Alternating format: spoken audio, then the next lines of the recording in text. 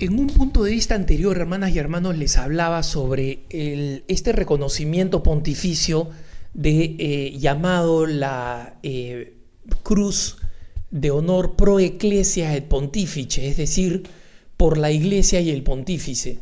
Y la importancia, yo creo, más significativa de este reconocimiento es justamente el hecho de lo que significa por la Iglesia y por el Pontífice. ¿Por qué amamos a la Iglesia? ¿Y por qué tenemos que amar apasionadamente a la Iglesia? No menos de lo que amamos a Jesucristo.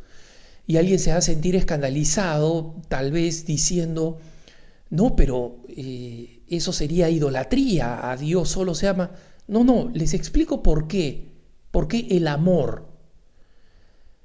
Nuestra experiencia de la Iglesia es normalmente una experiencia visible y tangible, externa. Esta parroquia, esta iglesia, este templo, este lugar, este sitio.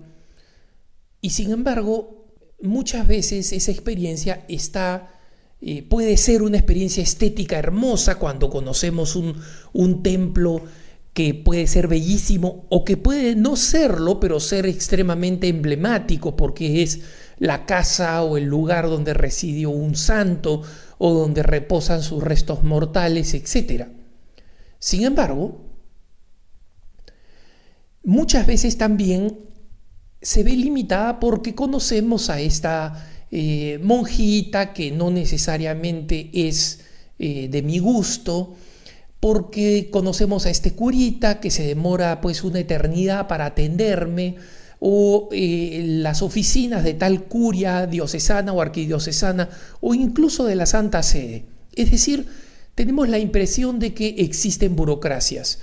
¿Y existen burocracias dentro de la Iglesia? Existen, sí, porque la Iglesia tiene que funcionar.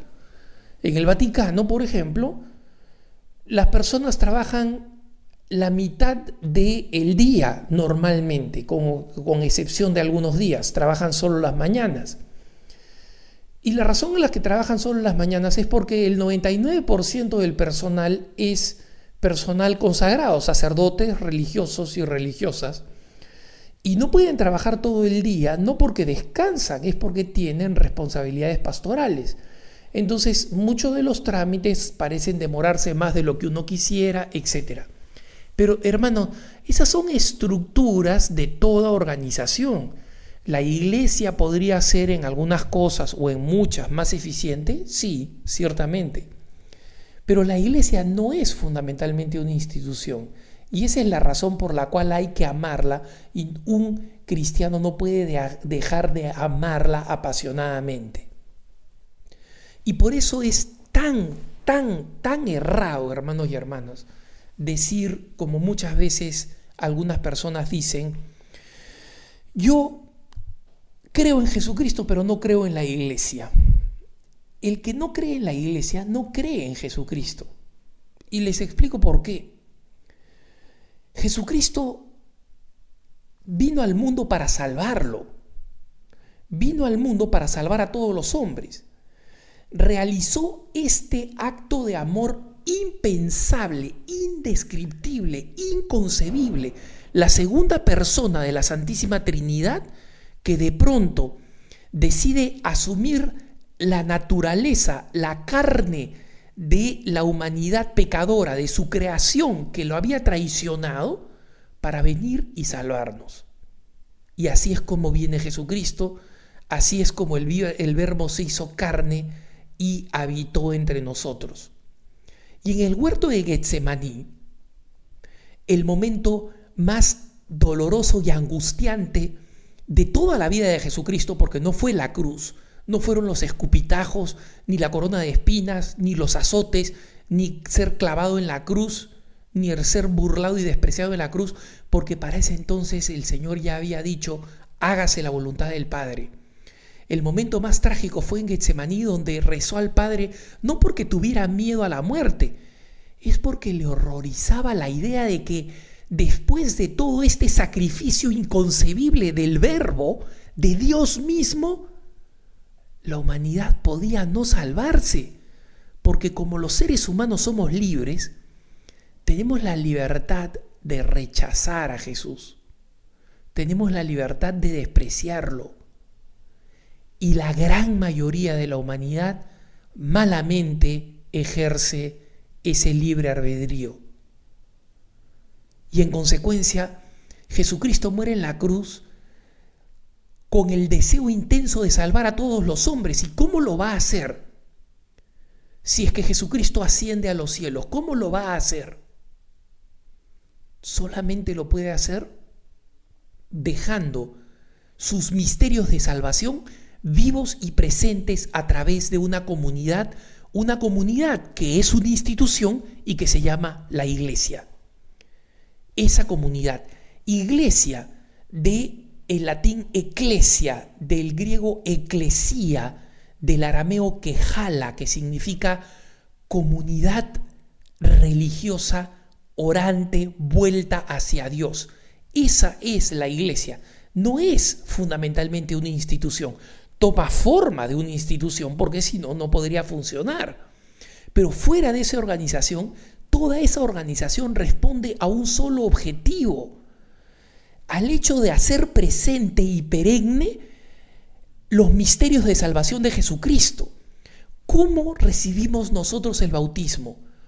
¿Cómo recibimos el perdón de nuestros pecados? ¿Cómo recibimos a Jesucristo que se ha quedado con nosotros hasta el fin del mundo, pero en la hostia? Ya no está dando vueltas y caminando y predicando. Está en la Sagrada Eucaristía. ¿Cómo seguimos recibiendo a Jesucristo? ¿Cómo lo seguimos alabando y adorando? ¿Cómo lo seguimos reconociendo? ¿Cómo lo reconocemos en su presencia misteriosa entre nosotros? Solamente a través de los sacramentos de salvación que nos ha dejado, mediante una institución que puede ir dejando en herencia con la cabeza de el Papa como vicario de Cristo y representante de Jesucristo, que va transmitiendo su amor de arriba hacia abajo, hacia los obispos sucesores de los apóstoles, que delegan esa potestad en los sacerdotes. Y así es como recibimos los dones de Jesucristo. El que te dice a ti, yo creo en Jesucristo, pero no creo en la Iglesia, ¿cómo crees en Jesucristo? Jesucristo viene a tu casa, como Zaqueo te pide, baja del árbol, voy a ir a tu casa, ¿viene a comer a tu casa? Fuera de la presencia mística de Jesucristo, que él mismo anuncia en el Apocalipsis, mira que estoy a la puerta y llamo, si abres entraré y cenaré contigo y tú conmigo. Pero esa es una presencia mística, es la presencia de la Eucaristía, es la presencia de la santidad de aquel que ha hecho a Jesucristo suyo. Pero nada de eso sería posible sin la Iglesia. Y por eso el católico no solamente tiene que amar a la Iglesia sabiendo que es el cuerpo místico de Jesucristo, es Jesucristo en su cuerpo místico, sino que no puede avergonzarse de ella. Y por eso que cuando a mí me dicen, oye, ¿y tú eres parte de la iglesia donde están esos curitas pedófilos y esas monjas que yo conocía que le pegaban a los alumnos porque eran unas amargadas en el colegio, y esas oficinas arquidiocesanas donde todo se demora una eternidad para poder procesar? Yo les digo, no, yo creo en la iglesia sin la cual tú no podrías salvarte y te irías al infierno por el resto de tu existencia. En esa iglesia creo. En esa iglesia sin cuyos sacramentos traídos por Jesucristo, tú no podrías seguir viviendo la vida de gracia. Entonces, si tú crees en Jesucristo y crees que en lo que dijo, crees que trajo vida eterna, crees que trajo los sacramentos de la salvación, ¿dónde los recibes? Cuéntame. ¿Jesucristo te los manda por correo electrónico? ¿Jesucristo te los manda en una página web? ¿Te los manda por correo rápido? Porque yo no conozco ese servicio, se me escapó. Yo el que conozco es el que nos reparten sus ministros que actúan en persona Christi por potestad delegada solo por Jesucristo. Entonces, no me digas que crees en Jesucristo y que no crees en la iglesia, porque el que no cree en la iglesia no cree en Jesucristo, cree en lo que se le da la gana, en un Cristo que parece un Buda, etcétera, ¿no? Pero no cree en Jesucristo. Y por eso nosotros, hermanas y hermanos, no solamente tenemos que enorgullecernos, alegrarnos y amar íntimamente a esta iglesia, tenemos que anunciarla, porque ella es el sacramento de salvación. ¿Quieres conocer a Jesucristo? Ven y velo. Velo en la Eucaristía, velo en la iglesia.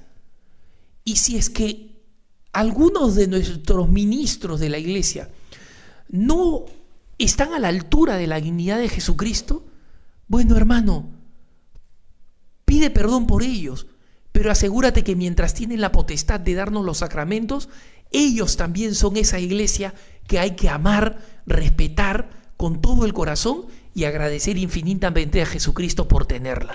Que tengas un buen día.